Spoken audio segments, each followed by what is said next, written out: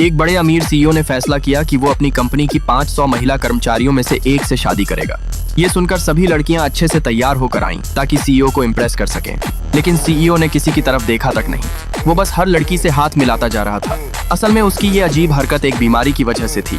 जैसे ही वो किसी लड़की को छूता, उसके पूरे शरीर में तेज खुजली होने लगती थी।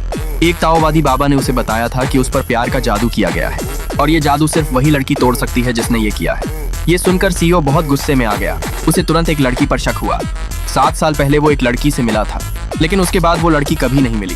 दूसरी तरफ वो लड़की खुद भी नहीं जानती थी कि उसने किस पर जादू किया है। उस दिन के बाद उसकी कुछ ताकत भी खत्म हो गई थी और सबसे बड़ी बात, उसने 5 शरारती बच्चों को जन्म दिया था। बच्चों की शरारतों से परेशान होकर बाबा ने उसे कहा कि वो बच्चों के पिता को ढूंढे। अपने बच्चों को पालने के लिए वो एक ज्योतिषी फॉर्च्यून टेलर का काम करने लगी, लेकिन उसे ये नहीं पता था कि वो उसी सीईओ की कंपनी में काम कर रही है। कई साल बाद भी दोनों एक दूसरे को पहचान नहीं पाए। एक दिन सीईओ उसी महिला के पास गया और उससे कहा कि वो 7 साल पहले वाली लड़की को ढूंढने में मदद करे। महिला ने जादू करके बताया कि वो लड़की इसी कंपनी में है।